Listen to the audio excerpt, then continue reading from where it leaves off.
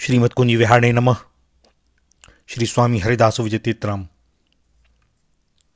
स्मरण करने पर, संतुष्ट करने पर, पूजा करने पर भगवान का भक्त अनायास ही सभी को पवित्र कर देता है।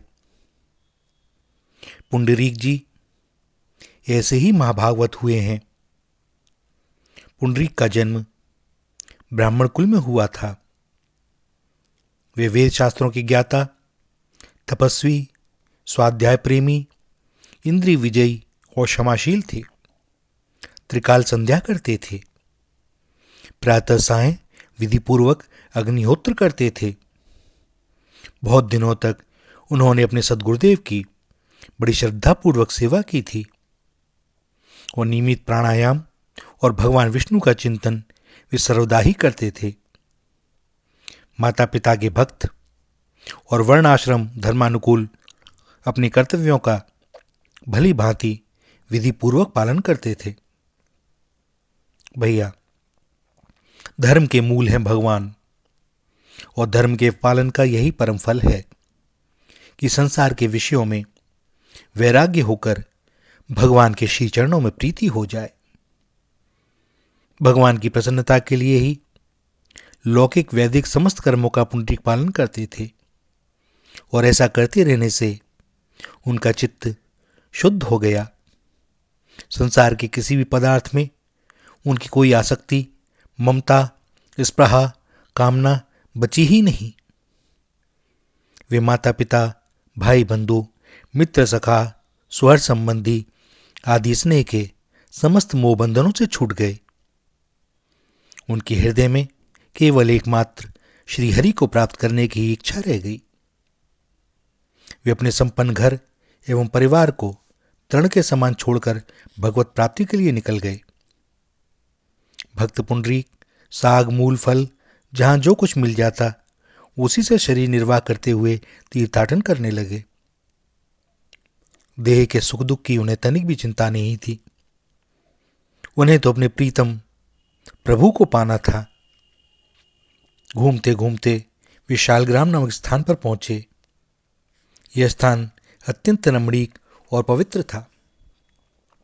यहां बड़े अच्छे तत्वज्ञानी महात्मा रहते थे। अनेक पवित्र जलाशय थे। पुंडरीक ने उन तीर्थ कुंडों में स्नान किया। उनका मन यहां लग गया। यहीं रहकर अब वे भगवान का निरंतर ध्यान करने लगे। उनका हृदय भगवान के ध्यान में आनंदमग्न हो गया और वे अपने हृदय में भगवान का निरंतर दर्शन करने लगे। अपने अनुरागी भक्तों को वे दया में सदा ही स्मरण रखते हैं। भगवान ने देवर्षि नारद जी को पुंडरीक के पास भेजा कि वे उस भोले भाले भक्त के भाव को और पुष्ट करें। श्री नारद जी परमार्थ के तत्वज्ञ तथा भगवान के हृदय स्वरूप हैं। वे सदा भक्तों पर कृपा करने, उन्हें सहायता पहुंचाने को और श्रीहरि से यथाशीघ्र मिलाने को उत्सुक रहते ही हैं। और जब भगवान की आज्ञा मिली तो वे बड़े हर्षित होकर शीघ्र ही पुंडरीक के पास पहुंचे। साक्षात सूर्य के समान तेजस्वी, वीणा बजाकर हरि गुणगान करते देवर्षि को देखकर पुंडरीक उठकर खड़े हो गए, साष्टांग प्रणाम किया। देवर्षि को तेज को देखकर वे चकित रह गए। संसार में ऐसा तेज देखा नहीं जाता।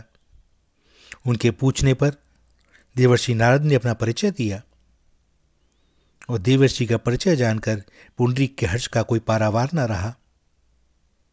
उन्होंने बड़ी पूजा करके बड़ी नम्रता से प्रार्थना की, प्रभो, आज मेरा परम सौभाग्य है जो मुझे आपके दर्शन हुए।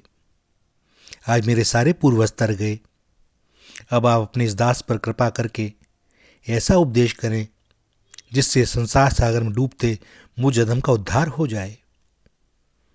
आप तो भगवान के मार्ग पर चलने वालों की एकमात्र गति हैं, सो आप मुझ दीन पर दया करें।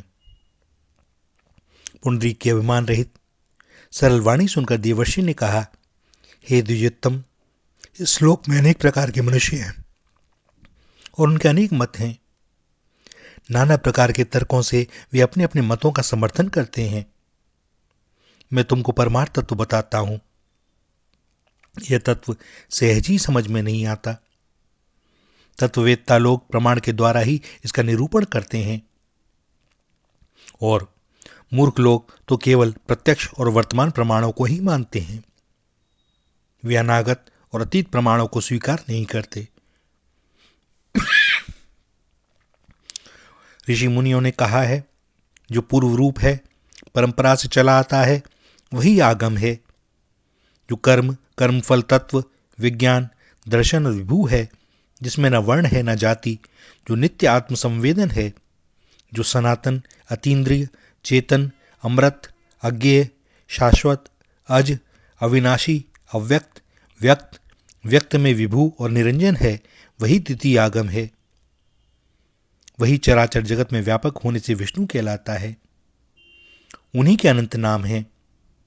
परमार्थ से विमुख लोग उन योगियों के परमाराध्य तत्व को जान नहीं सकते। यह हमारा मत है, यह केवल अभिमान ही है, क्योंकि ज्ञान तो शाश्वत है और सनातन है। वह तो परंपरा से चला ही आ रहा है। देवर्षि नारद ने कहा कि मैंने एक बार सृष्टिकर्ता अपने पिता ब्रह्मा जी से पूछा था। उस समय परमार्थ तत्व के विषय में ब्रह्मा जी ने कहा, भगवान नारायण ही समस्त प्राणियों के आत्माएं हैं। वे ही प्रभु जगदाधार हैं। वे ही सनातन परमात्मा 25 तत्वों के रूप में प्रकाशित हो रहे हैं। जगत की सृष्टि, रक्षा तथा प्रलय नारायण से ही होता है। विश्व, तेजस, प्राज्ञ, ये त्रिविध आत्मा नारायण ही हैं। वे ही सबके अधीश्वर एकमात्र सनातन देव हैं। योगीगण ज्ञान तथा योग के द्वारा उन्हीं जगन्नाथ का साक्षात्कार करते हैं। जिनका चित्त नारायण में लगा है, जिनके प्राण नारायण को अर्पित हैं, जो केवल नारायण के ही आश्रित हैं, वे नारायण की कृपा और शक्ति से जगत में दूर, समीप, भूत, वर्तमान और भविष्य, स्थूल और सूक्ष्म सबको देख सकते हैं। उनसे कुछ छुपा हुआ नहीं रहता। ब्रह्मा जी ने देवताओं से एक दिन कहा था कि धर्म नारायण के आश्रित है। सब सनातन लोक, यज्ञ, शास्त्र, वेद, वेदांग तथा और भी जो कुछ है, सब नारायण के ही आधार पर है। ये व्यक्त पुरुष नारायण ही पृथ्वी आदि पंचभूत रूप हैं। वह समस्त जगत जो भी दिखाई दे रहा है, यह समस्त विष्णुमय ही है। जिनका चित्त उन विश्वेश्वर में लगा है, जिनका जीवन उन श्री हरि को अर्पित है, ऐसे परमार्थ ज्ञाता ही उस परम पुरुष को जानते हैं। नारायण ही सब भूत रूप हैं, वे ही सब में व्याप्त हैं, वे ही सबका पालन करते हैं। समस्त जगत उन्हीं से उत्पन्न होता है, उन्हीं में प्रतिष्ठित है। वे ही सबके स्वामी हैं। सृष्टि के लिए वे ही ब्रह्मा, पालन के लिए विष्णु और संहार के लिए रुद्र रूप को धारण करते हैं। वे ही लोकपाल हैं। वे परात्पर पुरुष ही सर्वाधार, निष्कल, सकल, अणु और महान हैं। सबको उन्हीं के शरण होना चाहिए। देवर्षि ने कहा, ब्रह्मा जी ने ऐसा कहा था, अतः द्विश्रेष्ठ तुम भी उन्हीं श्री हरि की शरण लो। उन नारायण को छोड़कर भक्तों के अभीष्ट को पूरा करने वाला और कोई नहीं है। वे परम पुरुषोत्तम ही सबके माता पिता हैं। वे ही लोकेश देव देव जगतपति हैं। अग्निहोत्र, तप, अध्ययन आदि सभी सत्कर्मों से नित्य निरंतर सावधानी के साथ एकमात्र उन्हें ही संतुष्ट करना चाहिए। तुम उन पुरुषोत्तम की ही शरण लो। उनकी शरण होने पर न तो बहुत से मंत्रों की आवश्यकता है, न व्रतों का ही प्रयोजन है। एक नारायण मंत्र, ओम नमो नारायणाय, ही सब मनोरथों को पूरा करने वाला है। भगवान की आराधना में किसी बाहरी वेश की आवश्यकता नहीं। कपड़े पहने हो या दिगंबर हो, जटाधारी हो या मूड़ मुड़ाए हो, त्यागी हो या ग्रस्त हो, सभी भगवान की भक्ति कर सकते हैं। वेश धारण करना धर्म का कारण नहीं है। जो लोग पहले निर्दय, पापी, दुष्टात्मा और कुकर्मों में रत रहे हैं, वे भी नारायण पारायण होने पर परम धाम को प्राप्त हो जाते हैं। भगवान के परम भक्त पुनः पाप के कीचड़ में लिप्त नहीं होते। अहिंसा से चित्त को जीतकर वे भगवत भक्त तीनों लोगों को पवित्र करते हैं। प्राचीन काल में अनेक लोग प्रेम से भगवान का भजन करके उन्हें प्राप्त कर चुके हैं। श्री हरि की आराधना से सबको परम गति मिलती है और उनके बिना कोई परम पद को पा नहीं सकता। ब्रह्मचारी हो, गृहस्थ, वानप्रस्थ, सन्यासी, कोई भी हो, परम पद तो भगवान के भजन से ही मिलता है। मैं हरि भक्तों का दास हूं।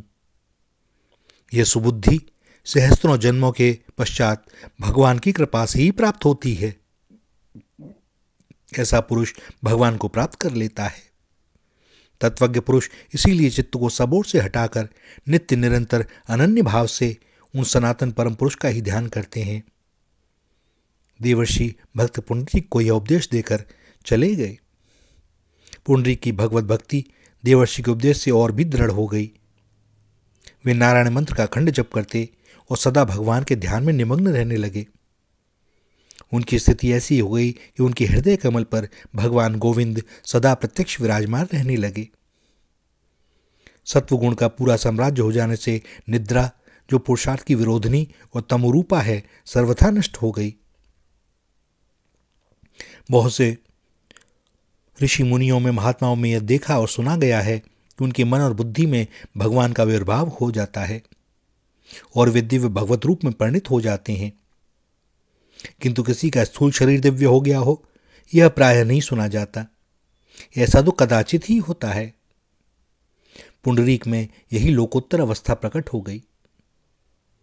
उनका निष्पाप देह श्याम वर्ण का हो गया, 4 भुजाएं हो गईं, उन हाथों में शंख चक्र गदा पद्म आ गए, उनका वस्त्र पीतांबर हो गया, एक तेजोमंडल ने उसके शरीर को घेर लिया। पुंडरीक से वे पुंडरीकाक्ष हो गए। वन के सिंह, व्याघ्र आदि क्रूर पशु भी उनके पास अपना परस्पर का सहज वैर भाव भूलकर एकत्र हो गए और प्रसन्नता प्रकट करने लगे। नदी, सरोवर, वन, पर्वत, वृक्ष, लताएं सब पुंडरीक के अनुकूल हो गए। सब उनकी सेवा के लिए फल, पुष्प, निर्मल जल आदि रखने लगे। पुंडरीक भक्त वत्सल भगवान की कृपा से उनके अत्यंत प्रिय पात्र हो गए। प्रत्येक जीव, प्रत्येक जड़ चेतन उन परम वंदनीय भक्त की सेवा करके अपने को कृतार्थ करना चाहता था। पुंडरीक के मन बुद्धि ही नहीं, शरीर भी दिव्य भगवत स्वरूप हो गया। तब भी दया में करुणा सागर प्रभु भक्त को परम पावन करने के लिए, उसे नेत्रों का चरम लाभ देने के लिए उसके सामने प्रकट हो गए। भगवान का स्वरूप, उनकी शोभा, उनकी अंग कांति जिस मन में, जिस हृदय में एक बार झलक जाती है ना, वह मन, वह जीवन धन्य हो जाता है। उसका कोई वर्णन कर सके इतनी शक्ति किस में है। पुंडरीक भगवान के अचिंत्य सुंदर दिव्य स्वरूप को देखकर प्रेम विह्वल हो गए। भगवान के श्री चरणों में प्रणिपात करके भरे हुए रुधिर कंठ से उन्होंने भगवान की स्तुति की। प्रेम के वेग के कारण स्तुति करते करते पुंडरीक की वाणी अवरुद्ध हुई जाती है। वे हिचकियां लेते हैं लेकिन स्तुति करते जाते हैं। और भगवान ने पुंडरीक को वरदान मांगने के लिए कहा। पुंडरीक जी ने विनय पूर्वक उत्तर दिया, भगवान, कहां तो मैं दुर्बुद्धि प्राणी और कहां आप सर्वेश्वर सर्वज्ञ। मेरे परम सुहृद स्वामी, आपके दर्शन करने के पश्चात और क्या शेष रह जाता है जिसे मांगा जाए, यह मेरी समझ में नहीं आ रहा है। मेरे नाथ, आप मुझे मांगने का आदेश कर रहे हैं तो मैं यही मांगता हूं कि मैं तो अबोध हूं, अतः जिसमें मेरा कल्याण हो वही कार्य आप करें। भगवान ने अपने चरणों में पड़े पुंडरीक को उठाकर हृदय से लगा लिया। फिर बोले, वत्स, तुम मेरे साथ चलो, क्योंकि तुम्हें छोड़कर अब मैं भी नहीं रह सकता। अब तुम मेरे धाम में, मेरे समीप, मेरी लीला में सहयोग देते हुए निवास करो। भगवान ने पुंडरीक को अपने साथ गरुड़ पर बैठा लिया और ले गए अपने नित्य धाम। भैया, भगवान के भजन, तपस्या, साधन, व्रत, नियम, ये सब जो भी है ना, हमारे चित्त के कलमश को धोने के लिए है। भगवत प्राप्ति किसी भी साधन के अधीन नहीं है। भगवत प्राप्ति, भगवान का दर्शन और सद्गुरु से मिलन, यह सब भगवान की कृपा का ही फल है।